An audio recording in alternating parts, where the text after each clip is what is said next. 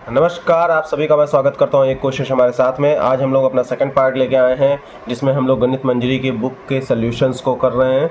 आज हम लोग अपनी सेकंड एक्सरसाइज लेके आए हैं 2.2। हमारा चैप्टर चल रहा है इंट्रोडक्शन टू पॉलिनोमियल। तो चलिए देखते हैं हमारे पास पहला क्वेश्चन क्या है। Find the value of a linear polynomial 5x - 3 if x की वैल्यू 0 है। कुछ करना नहीं है इसमें, x की वैल्यू बस 0 पुटअप करके हमें आंसर देना है। तो सबसे पहले मैंने देखा मेरे पास क्वेश्चन है 5x - 3, इसमें x की वैल्यू 0 कर दीजिए। तो 5 × 0 - 3, जब किसी चीज़ को 0 से मल्टीप्लाई करेंगे तो 0 ही आएगा। -3, 0 - 3 मतलब आंसर कितना हुआ -3। तो पहला आंसर हमारा हो जाएगा -3। सेकेंड केस में आप कह रहा है x की वैल्यू -1 कर दीजिए। अभी तक हम लोग 0 रख रहे थे, अब हम लोग क्या रखेंगे, -1 रखेंगे। तो फिर से अपना क्वेश्चन मैंने नोट कर लिया 5x - 3, और ढंग से देखिए 5 मैंने लिखा, मल्टीप्लाई लगाया, x की जगह मैंने -1 किया, ब्रैकेट लगा दिया, देन -3। अब इसके बाद में अगर मैं सॉल्व करूंगा 5 को -1 से मल्टीप्लाई करूंगा तो कितना हो जाएगा -5, ये माइनस लगा हुआ तो माइनस यहाँ का 3, -5 और -3 अगर हम लोग सॉल्व करेंगे तो क्या हो जाएगा, माइनस माइनस प्लस 8 हो जाएगा। ग्रेटर कौन सा हुआ, 5 के आगे साइन कौन सा लगा, माइनस, तो -8 आंसर हो गया।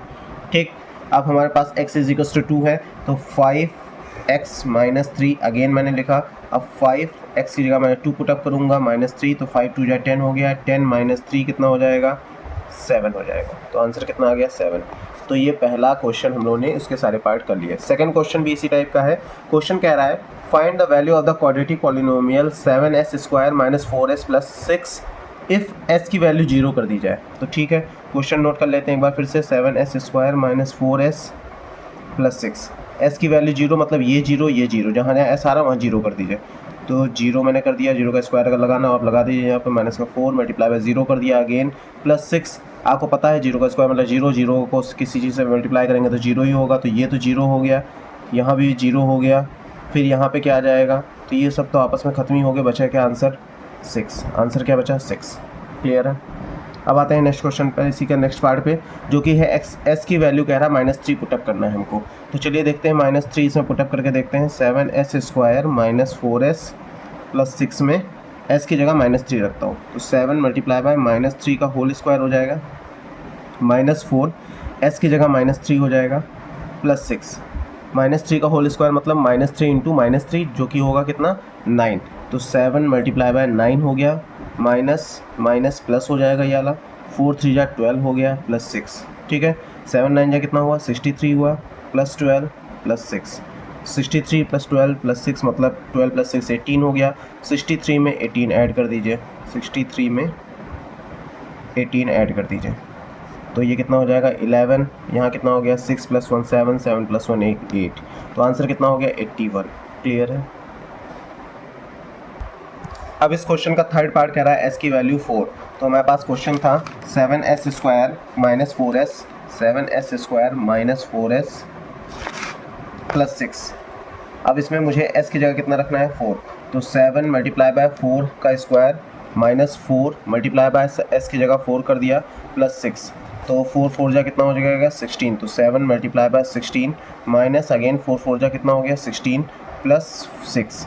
तो 16 7 जा कितना होगा, 6 7 जा 42, 4 कैरी हो गया, 7 1 जा 7 + 4 11, माइनस का 16 प्लस का 6। बॉड मास के हिसाब से पहले आप एडिशन करेंगे तो 112 में 6 ऐड करेंगे कितना हो जाएगा, 118।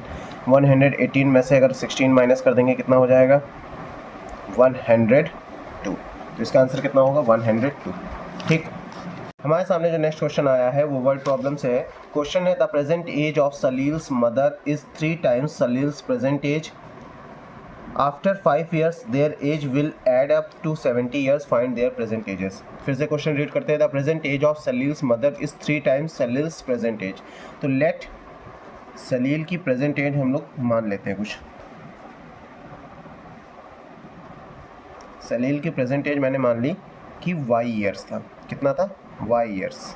ठीक, अब आगे क्या कह रहा है, the present age of Salil mother is 3 times, मतलब सलील की जितनी एज है उसका अगर 3 टाइम्स कर दोगे तो उसकी मदर की एज आ जाएगी।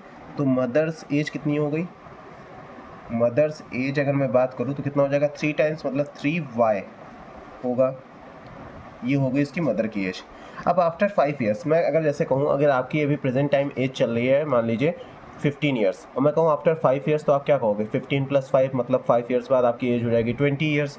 वैसे ही अगर मैं 5 years बाद सलील की प्रेजेंट एज अगर मेरी y चल रही है तो आफ्टर 5 years आफ्टर 5 ईयर्स की बात अगर मैं बात करूं तो सलील की एज अगर प्रेजेंट एज y है तो जैसे वहां पर 15 + 5 किया गया, तो अब कितनी हो जाएगी सलील की एज? सलील की एज हो जाएगी y + 5 ईयर्स हो जाएगी age of Salil. Similarly age of mother कितनी हो जाएगी उसकी? एज ऑफ हिज मदर वो भी 5 ईयर्स बढ़ जाएगी। कितना हो जाएगा? 3y + 5 years. ठीक, अब आगे पढ़ते क्या कह रहा है? आफ्टर 5 ईयर्स मतलब 5 साल के बाद जो उनकी एजेस हैं, देयर एज विल ऐड करने पर कितनी हो जाती है? 70 ईयर्स हो जाती है। तो चलिए दोनों इक्वेशंस को उठा के प्लस कर देते हैं। y + 5 + 3y + 5 is equal to add करने पर 70 हो जाता है। तो y + 3y कितना हो गया? 4y हो गया। 5 + 5 कितना हो गया? 10 हो गया is equal to 70। 4y is equal to 70 - 10 कर दीजिए क्योंकि इधर शिफ्ट हो गई है। तो 4y इज इक्वल टू कितना हो गया? 60। तो y इज इक्वल टू कितना हो गया? 60/4। अगर इसको और हम सॉल्व करेंगे तो कितना बन जाएगा मेरा? ये मेरा बन जाएगा y is equal to 15 years. मतलब y किसको हम लोगों ने माना था? सलील की प्रेजेंट एज थी y, तो सलील की जो एज आई है वो 15 ईयर्स है। और उसकी मदर की एज क्या होगी? देयर प्रेजेंट एज पूछा था तो सलील की प्रेजेंट एज तो आ गई। अब उसकी अगर मदर की एज निकालनी होगी तो हम लोग क्या करेंगे? मदर्स एज 3y था तो 3 × 15 कितना हो जाएगा? 45 ईयर्स। ठीक है, तो सलील की प्रेजेंट एज हो गया 15 years and mother's age will be 45 years. आशा करता हूँ ये क्वेश्चन आपको अच्छे से समझ में आ गया होगा।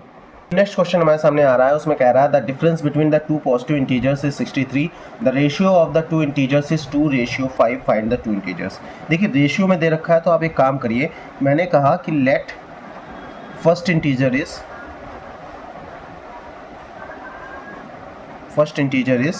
उसका जो पहला इंटीजर है मैं कितना मान लूँगा? 2y क्योंकि 2 है।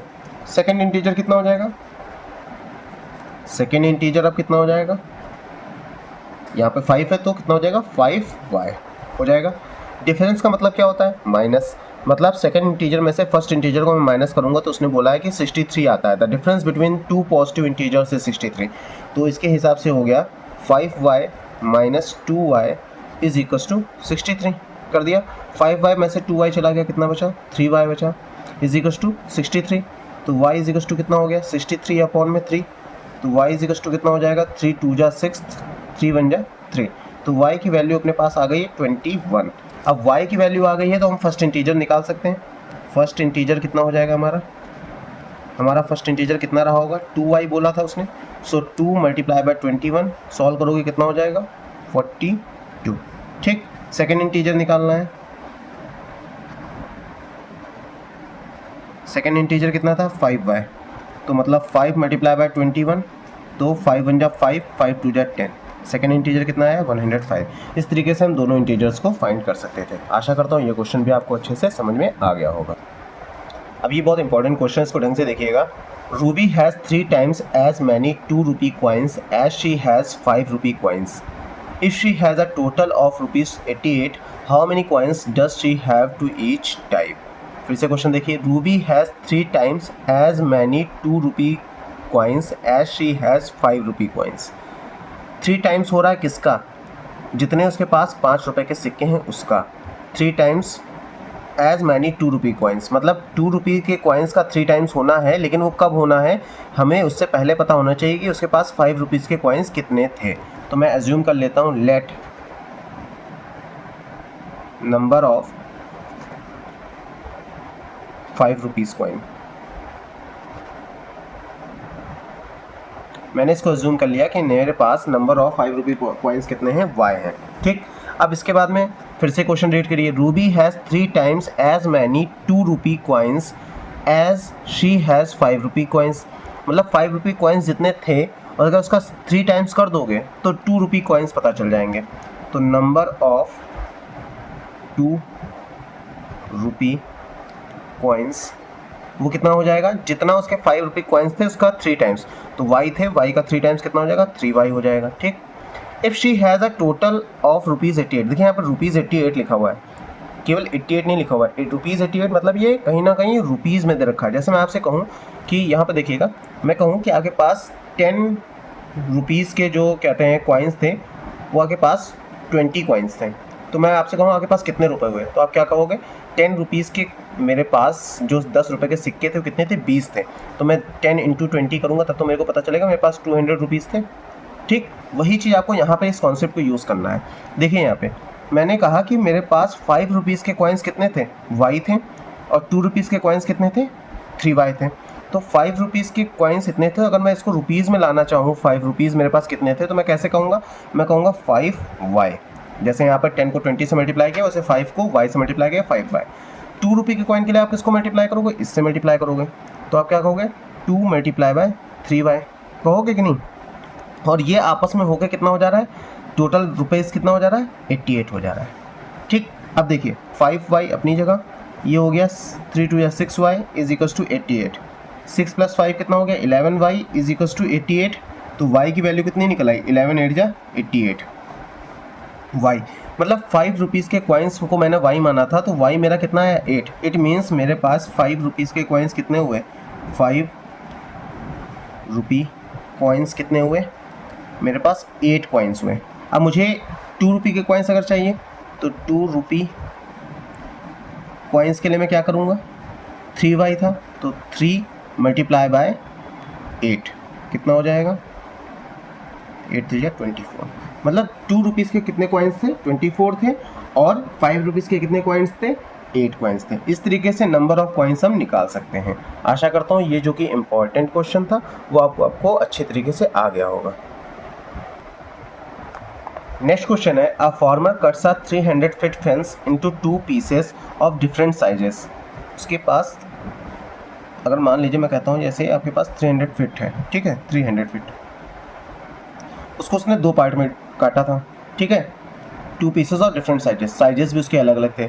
द लॉन्गर पीसेस, सपोज ये ऐसे काटा, एक छोटा एक बड़ा, तो लॉन्गर पीसेस 4 टाइम्स, तो लॉन्गर तो ये वाला है, ठीक है, 4 times as long as the shorter piece. तो शॉर्टर कौन दिख रहा है मेरे को, ये वाला पीस शॉर्टर दिख रहा है, तो सपोज मैं इसको y एज्यूम कर लेता हूँ। तो let shorter piece is equal to y feet. y feet था हमने मान लिया, ठीक। अब अगर ये y फिट था तो एक बात बताइए आपको, ये वाला जो पीस है आगे क्या उसने बोला है कि the longer piece is 4 times as long as the shorter piece. जो ये वाला जो पीस था, ठीक, वो क्या है, वो 4 टाइम्स हो जा रहा है किसके, शॉर्टर पीस के। शॉर्टर पीस मेरे पास ये है, तो लॉन्गर पीस मेरा कितना हो गया, लॉन्गर पीस कितना हो गया, इसी का वो क्या कह रहा है 4 टाइम्स, तो कितना हो जाएगा 4y फिट हो जाएगा।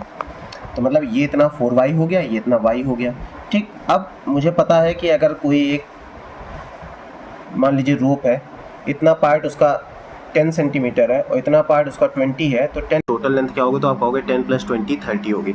सिमिलरली अगर इतनी लेंथ y है और इतनी लेंथ 4y है लॉन्गर पीस की, अगर दोनों को ऐड करो तो टोटल सम होना चाहिए। तो टोटल कितना दे रखा है, 300 फीट दे रखा है, तो y + 4y = 300 फीट। तो मतलब 5y = कितना हो गया, 300 होगा। तो y की वैल्यू कितनी हो जाएगी, 300/5, मतलब 5 × 6 = 30, 60 फीट हो गया मेरा क्या, y कौन था, शॉर्टर पीस। तो शॉर्टर पीस की लेंथ कितनी हुई, 60 फीट। लॉन्गर पीस की कितनी का है, 4y, तो 4 × 60 कर दीजिए, कितना हो जाएगा, 240 फिट हो जाएगी लॉन्गर पीस की लेंथ। ठीक है, आशा करता हूँ ये क्वेश्चन भी आपको अच्छे से समझ में आ गया होगा। अब इस एक्सरसाइज का लास्ट क्वेश्चन है, वो है if the length of the rectangle is 3 more than twice its width। मतलब लेंथ जो है डिपेंड कर रही है उसके विड्थ पर। तो विड्थ लेट कर लेते हैं, let width is equals to y centimetre, क्योंकि सेंटीमीटर उसका पेरीमीटर दे रखा है, ठीक है। फिर लेंथ कितनी है कह रहा है, फिर से रीड करते हैं, is 3 more than twice its width। तो twice its width मतलब 2 टाइम्स, मोर का मतलब प्लस कितना, 3 हो गया, ब्रैकेट लगा दिया सेंटीमीटर, और ये कौन हो जाएगा, लेंथ, ठीक। Length of a rectangle is 3 more than twice its width। देखिए वही चीज़ बना कि नहीं बना। अब पेरीमीटर उसका दे रखा है कितना, 24 सेंटीमीटर, पेरीमीटर दे रखा है 24 centimetre. Perimeter of the rectangle का फॉर्मूला क्या होता है, 2 in the bracket L plus B। ठीक, तो ये 24 दे रखा है। अब देखिए L मेरे पास कितना दे रखा है, L है मेरे पास ये, तो मैं 2 ब्रैकेट में 2y प्लस 3 लिख सकता हूँ। B मेरे पास कितना है, y लिख सकता हूँ, इज इक्वल्स टू 24। इसको और सॉल्व कर लेते हैं। 2y प्लस y कितना हो गया, 3y, 3y plus 3 is equals to कितना हो गया, 24। फिर 2 उधर शिफ्ट होगा क्योंकि इधर मल्टीप्लाई में, उधर जाएगा तो किस में चला जाएगा, डिवाइड में चला जाएगा, तो 3y plus 3 is equals to 24/2 हो जाएगा। तो 3y plus 3 is equals to कितना हो गया, 12। 3y इज इक्वल्स टू कितना हो जाएगा, 12 माइनस 3 जो कि होगा 9। 3y इज इक्वल्स टू कितना हो गया, 9। तो y की वैल्यू कितनी हो गई, 3। तो y की वैल्यू आ गई है अपने सामने 3 सेंटीमीटर।